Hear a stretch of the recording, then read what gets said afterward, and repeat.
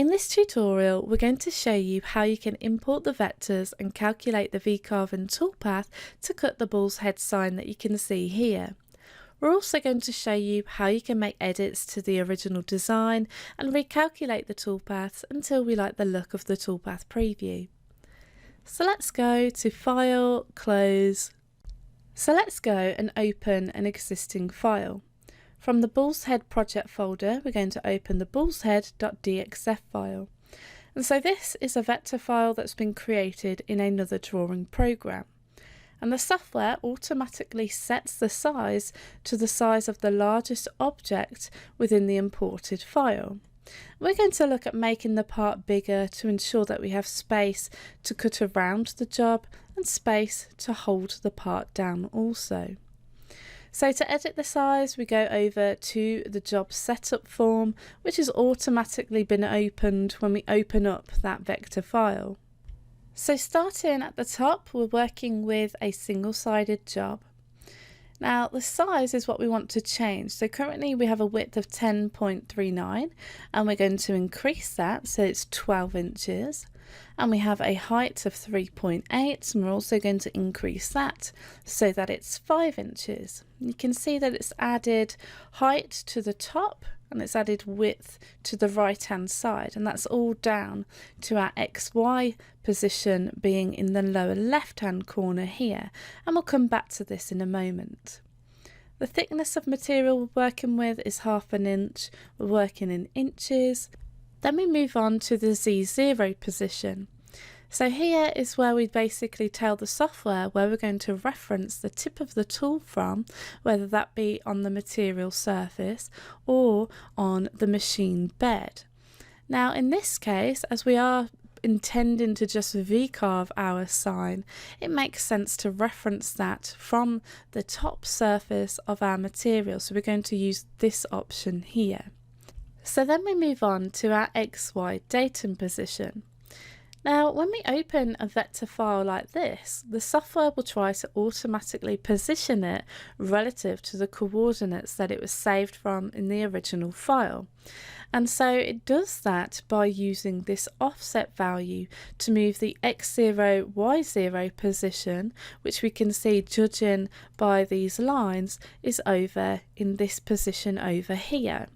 Now if I don't need to keep that original location, then we can look at unchecking that and we can see that X0, Y0 has been moved to the lower left hand corner indicated by this square, and we can see now that the rules actually come out from this point. So everything is positive up the Y-axis here, everything is positive along the X-axis here. So we have the option to scale our design with our job size. I don't need to do that, so we'll leave that unchecked. And then we can alter the resolution here if we was working with a 3D part. As we're not, we're only doing V-carving here. We're just going to ignore this section, and then we could go ahead and press OK. So now that we've imported that file and we've set up the job and everything is set from the lower left hand corner, I'd like to take this design and move it to the center of our workspace. So to do that, we need to select all of the vectors, and there are various ways of doing this, so we'll go through a few of them now. One way, and one of the easiest ways, is just by clicking outside of the area that you want to select.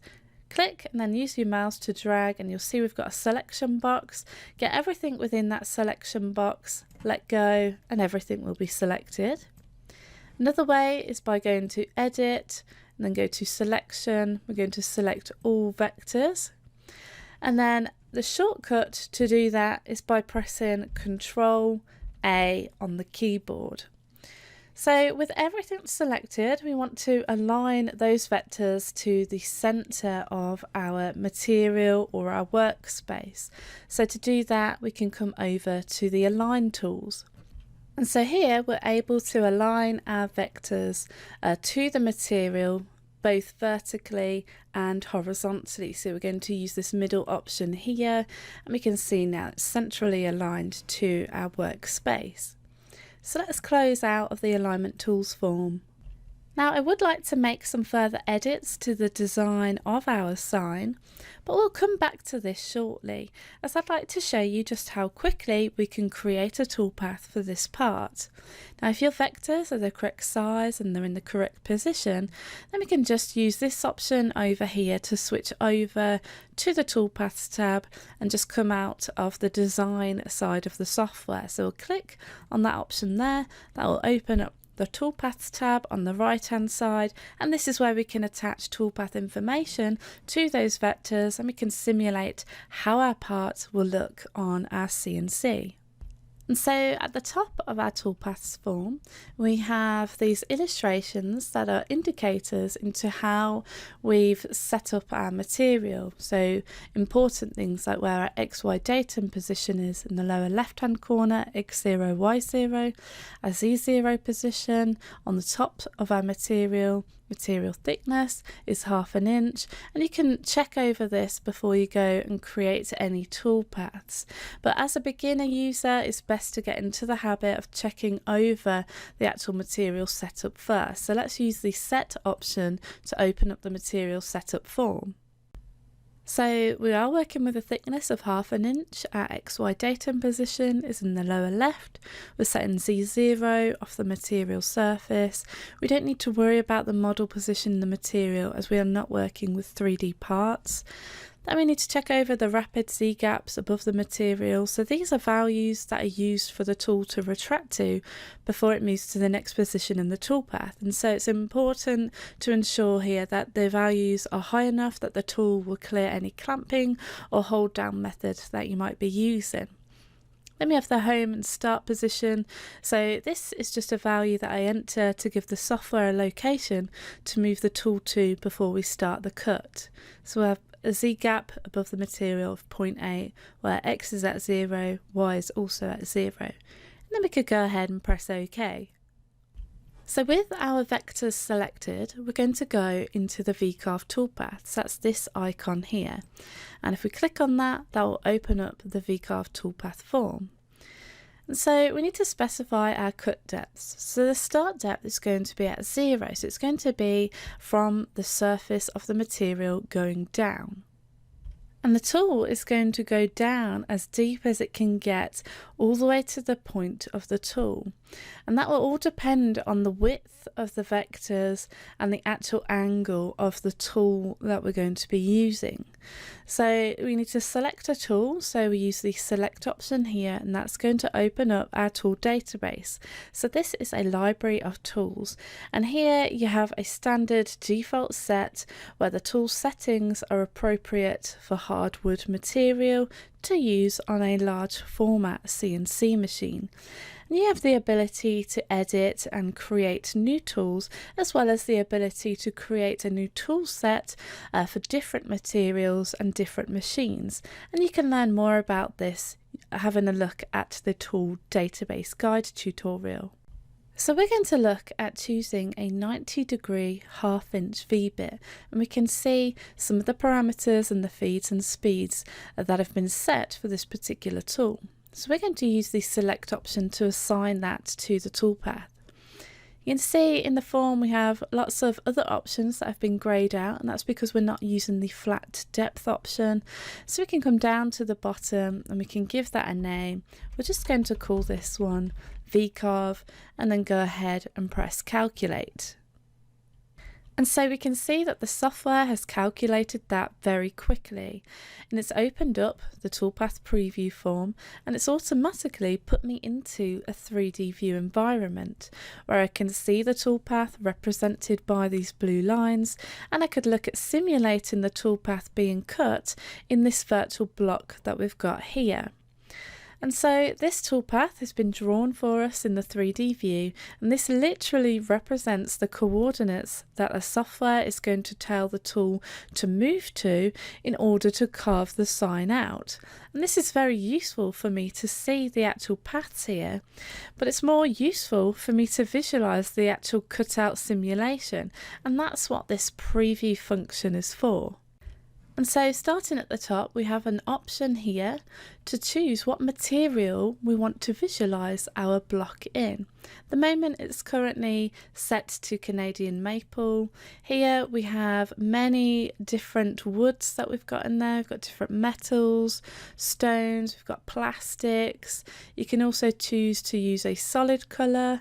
If you wanted to, you could add in a new texture. So you could use the add new texture option, where you just open up a bitmap of a texture in here and use the open option, and that will transform your block of material to the bitmap that you've provided. In this case, I'd like to go with a cherry option. Okay, so I'm going to cut the sign out of a piece of cherry, so I'm going to try and visualize it as best as I can with this cherry material background.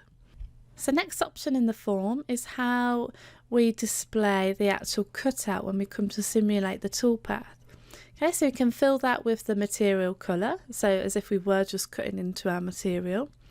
We can choose a global fill colour, so any toolpaths that we cut into, we can assign a colour to see how that looks. We could also go with a toolpath colour if you wanted to, in which case you could replicate how you might paint up your part, and we'll come back to this shortly.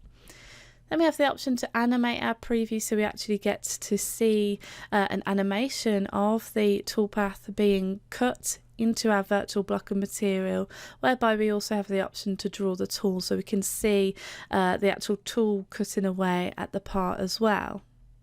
So before we preview our toolpath, I'm just going to change the machine area colour to the material colour. Now this section allows us to preview the toolpath, so I'm just going to take this slider and just move it somewhere in the middle. This is the speed adjustment at which we're previewing the animated simulation, and so we can now go ahead and preview this. So when I press preview, we're seeing the actual tool, so you can see the drawn tool, we can see the path that it's going to take, and what we see here is exactly what we're going to see on our CNC machine, and we can speed that up if we wanted to until it finished that simulation. And so we can see the exact shape that we're going to get here on our machine, and this is so important. If I think that this looks right here at this stage, then I can go away with confidence, save out the toolpath, and know it should look like this if I set everything correctly on my CNC. Now, if something doesn't look right at this stage, I have the option to fix it before wasting any time or material in cutting this part, and so it's vital that you always check your toolpath preview. Another nice thing about our previews, we can get a real feel for how our part will look when we finish it. For example, if I'm going to gild this sign, I could go to the global fill colour, assign a colour to that, and see how that will look within the preview itself. So let's do that. We'll go to global fill colour, choose the colour, we'll go to that gold colour, and we can see how our part would look if we was to paint everything that was cut away in this gold colour. So as well as this preview being useful for me, I can use this as a marketing aid, where I can look at saving out the preview as an image, and I can send that image to my customer as a proof, and I can even use this for the images in a portfolio or put them on my website, and ultimately show people the capabilities that we have with a CNC. And so if we go to save preview image, we can just give that image a name, so we'll call that bullshead preview. Okay, so you can save it out as a BMP, JPEG, PNG, and then we could just go ahead and save that. So even though we are explaining the steps to create this sign in a lot of detail, you can see how quickly it is to open the vector file, alter the job setup, select all of the vectors and center them in our job, then take those vectors, switch over to the Toolpaths tab, double check over the material setup, create the toolpath, calculate it and preview it here. We could have, in theory, got to this stage within a minute of starting. So now I want to show you how you'd save this data into a format that your CNC machine would understand. So let's close out of the Preview Toolpaths form, and we're going to go into this option here to save out the toolpath. So in the form, we can see the toolpaths to be saved is the Vcarve Toolpath, and it's pulled that up from the list. If nothing was shown here, you may want to uncheck this option to output all visible toolpaths to one file. And so we can see the toolpaths to be saved here. The next thing we need to do is select an appropriate post-processor. And so the post-processor will format the data for that particular machine or the control software that it runs on. And so you need to choose one that is suitable for your machine. And if you're not sure, then you could talk to your machine manufacturer or Vectric support. And there are so many that most of the major machines are taken care of here. In this case, we're going to use a generic G-code post, G-code int, and we're just going to go ahead and save that out. So we'll go to Save Toolpath, we'll give that a name, and then we'll use the Save option, and then we'll just take that file over to the CNC, set up the material, and then cut the part out. And so there we've seen the whole process here from starting with a set of vectors to seeing something that we can machine. So now I'd like to look at how we can make edits to the design. So let's close out of the toolpath form here. We're going to switch over to the design side and we're going to go straight into the 2D view. So I'm actually wanting to make edits to the actual border shape. So we're going to click into the white space and I'm going to take this inner border vector and I'm actually going to delete it using the delete key on the keyboard. Then we're going to take the outer border vector. We can see it's a rectangle, so I could use the E command on the keyboard and that will open up the draw rectangle form for me. Otherwise, I could just use this option here to go into the draw rectangle form. So we can see in this form it's pulled up the width and the height dimensions of the rectangle. Now I'm just going to look at rounding this up. So we're going to change the width of this so that it's 11 and we're going to change the height to be 4 inches. We're going to make sure that we're scaling that about the center of our part, so that's our anchor point, and then we can apply that and you'll see it's made those changes there. We have another option in this form to alter the corner type. So at the moment we've got square corners. We could look at giving that a radius external corner. So here we just enter in a radius. So we'll just go with a radius of 1/2 inch and then we could apply that to see how that looks. So you can see we've got more of a curved corner like we've got here. Or we could look at using radius internal. Okay, so this is kind of a nice decorative classic sign corner that we've got there. So let's do that, the same radius, apply that, and I like the look of those corners that we've got within this sign. Okay, so once you're happy, we can simply close out of the form. And so with that vector selected, I'd like to create another vector that comes inwards by a specified amount. So we're going to just create another border and we could look at using the offset tool here. So with that vector selected, let's go over into the offset tool. So I want to offset this inwards, so it's going to create another vector inside of the current vector by a distance that we specify here, in which case we're going to go with the distance of 0.2. So put 0.2 in there, we're going to check the option to create the sharp offset corners, and then we'll go ahead and press offset, and you'll see that it's created this new vector offset inwards by 0.2 of an inch. And then we can close out of that form. And so there's lots of tools that we can use to create shapes and edit shapes, where we have a set of very powerful design tools to create vectors from scratch or edit existing artwork. Okay, so now that we have our border, we can switch back over to the Toolpaths tab and we can look at recalculating our toolpath but using our newly created border. So to do that, let's just double click on that toolpath and it will select all the vectors that it used previously to create the original toolpath. We can see that this offset vector is not selected, so this is a new vector that we've created. So we need to select that as part of our selection. To do that, we hold down Shift and then we just simply click on it to select it. We go the exact same settings and then we can go ahead and calculate that. Okay, so it's opened up the Preview Toolpaths form. We can currently see the preview of our last toolpath that we simulated. So in this case, we want to reset the preview. We'll put that so that we're looking down the Z-axis, and then we can simply go ahead and preview the selected toolpath. So I like the effect of the border that we've got here. It looks much better than our first design. However, looking at the text, it kind of looks like it's pushed over to the right hand side of our design. And we know that mathematically our vectors are centered to the center of our job. And I guess it's all to do with this decorative B area here and the flourish that we've got.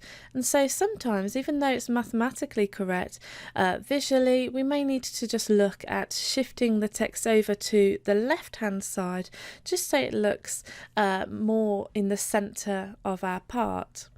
So to do that, let's just close out of the Preview Toolpaths form. We're going to switch back over to the design commands, and we're going to go into the 2D preview. And so it's only the bull's head text that we actually want to move. So I need to deselect the border vector. So to do that, I'm going to hold down Shift, and then I'm going to click on the outer border, still holding down Shift. I'm going to click on the inner border, so it's only the text that remains highlighted. And so with this, we can select it again to put it into transform mode, and we can look at moving this. So we can move this manually using the arrow keys if we wanted to, or we could look at moving this precisely. And so we'll do that in this example. So we'll come over and we're going to use this option here to move selected objects. And so here we have the option to move that to an absolute position in our job based on our anchor point, or we can move it to a relative position in our job. Okay, so that's moving it relative from where it is now. We're going to do that in this case. So we want to move it left in the x-axis, so we're actually going in negative numbers. So for x, we're going to put in a negative, and we're just going to move that by a small 1/4 of an inch there, and then we could go ahead and press apply, and you'll see that that's moved that over by a 1/4 of an inch, and that actually looks okay. It looks more centered to the border itself. And so when you're happy with that, you can close out. Now, not only can we move our text, but we can also look at sizing this if we wanted to. So selecting it again to put it in transform mode, we can take one of these handles, and then holding down Shift, we can look at scaling that up, or we could look at bringing that down. In this case, we're just going to make that text a little bit larger, like so, and then just using the arrow keys, we might just nudge that over to the right slightly, maybe back over to the left. And really, this is very much a subjective opinion on where you like the look of something within your design. So now let's go and recalculate the toolpath. So we'll switch back over to the Toolpaths tab. Okay, so one other way of going into your toolpath, with that highlighted, we could use this option here to edit the toolpath. Okay, so it's selected all of the vectors there in that toolpath, and we can just go ahead and calculate that. We can reset that preview, and then we could go ahead and preview that toolpath to see what our new edited design looks like on the simulation. And if we just put that in the ISO view, and you can see that that looks a lot better than what we had before. Okay, so I'm happy with this design that we've got here. And so it's very important that your part looks correct at this stage. As you've seen, we've made several iterations to this part and previewing those changes until we like the look of the preview. And the Toolpath Preview shows you an accurate representation of what we'd see on our CNC machine if you was to go ahead and run these toolpaths. So if something doesn't look as you wanted it here at this stage, then you can, as you've seen in this example, go back and make edits to the vectors or the toolpaths, recalculate them until you are satisfied with the results that you can see here in our preview. And that's what makes the Toolpath Preview such a powerful tool. And so at this stage we'd simply close out, would go ahead and save out those toolpaths, and then you'd run those toolpaths onto your CNC machine. And it's always good practice to actually save out the file.